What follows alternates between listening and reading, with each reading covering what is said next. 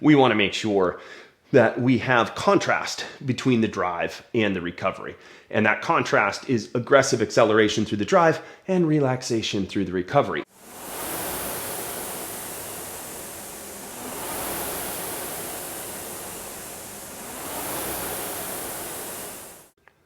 I'd like to take a few minutes to talk with you about ratio on the rowing machine. You may have heard the idea that good rowing requires good ratio, and you may also have heard that that ratio is a 1-to-2, 1 part on the drive, 2 parts recovery.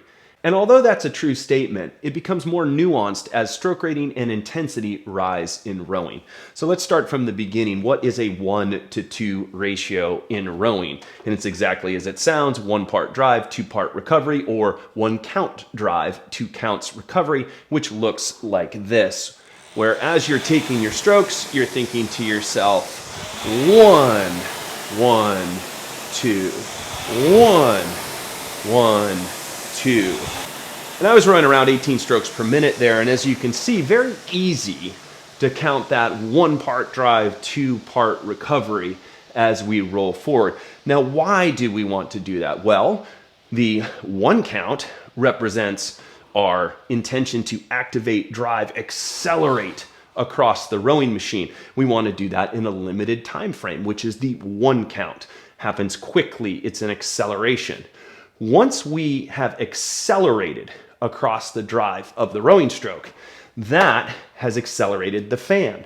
Once we finish our rowing stroke and we're headed towards our next stroke, the fan does not stop.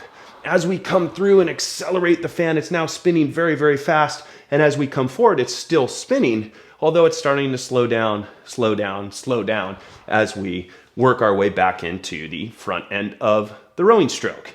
So we want to take advantage of the fact that the fan is spinning, because the spinning of the fan represents meters, distance, each rowing stroke. So we drive it and accelerate it through, and we allow the machine to continue to move in between strokes. So at a lower stroke rating, say 18 strokes per minute, like we were just rowing, we drive it and allow it to work.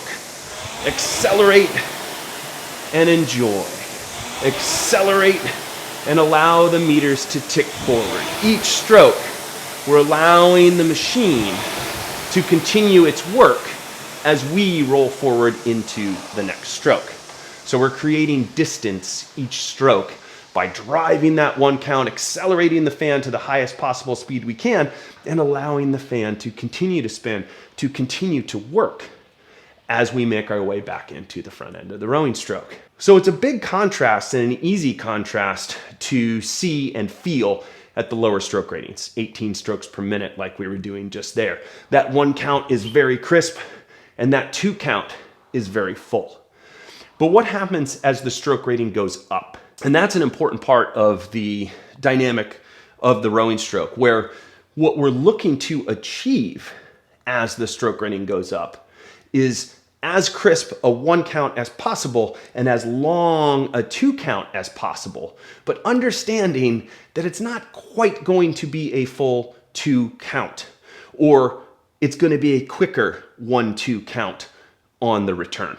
So not quite a full 1-to-2 ratio when it comes to higher stroke ratings and higher intensity, but we want to maintain as close to that contrast as we possibly can. So I'll just give you an example as it goes. We're going to start at 18, and then I'm going to work my way up to a higher stroke rating, let's say 28. We'll do 18 for a bit, we'll work up to 28. You'll hear the difference in the way that I count, and you'll see it's a very full 1, 1, 2 at 18, a less than full 1, 1, 2 at 28. At 18, 1, 1, 2, 1, 1, 2, 1, 1, 2. So this is a nice lazy 1, 1, 2 count at 18. Now let's work our way up to 28, start that count, and see how that goes. So a few strokes to get it going, up to speed.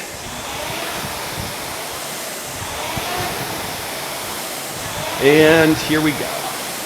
1, 1, 2, 1, 1, 2, 1, 1, 2, 1, 1, 2, 1, 1, 2. As you can see, the count shrank a bit. So we're not really a full 2 count. It's not really a full 1 to 2 ratio, but I'm doing my best to maintain as close to that 1 to 2 ratio as possible while I'm rowing. As the stroke rating goes up, one of the things that facilitates our ability to keep as wide a contrast as possible is to make sure that our drive and our acceleration are as dynamic as possible, and to make sure we complete each stroke before moving on to the next one. And that might seem counterintuitive in terms of the ratio that we're looking to keep. Well, how is it that if we're driving through that we need to ensure that we have that nice strong finish before moving on to the next stroke? Wouldn't that just exaggerate longer that 1 count and take away from that 2 count? No, it's sort of a counterintuitive thing. There are many counterintuitive things in rowing, but one of the counterintuitive things is that taking time around the finish to finish off the rowing stroke creates time in your rhythm coming forward. Well, how is that possible? Well, if we accelerate that stroke and continue to accelerate that fan to the highest level possible as we come through, then we are achieving the best speed possible, giving us that feeling of more time into the front end before the fan slows down and gets heavy. If, on the other hand, we drive through and we cut that stroke off early and try to go to the next one, the fan speed will die. We will start ping-ponging back and forth and therefore start moving much more towards that 1-to-1 ratio. Now, something we definitely want to avoid in our rowing stroke is 1-to-1 ratio. We want to make sure that we have contrast between the drive and the recovery. And that contrast is aggressive acceleration through the drive and relaxation through the recovery. And if we lose that, then we start taking strokes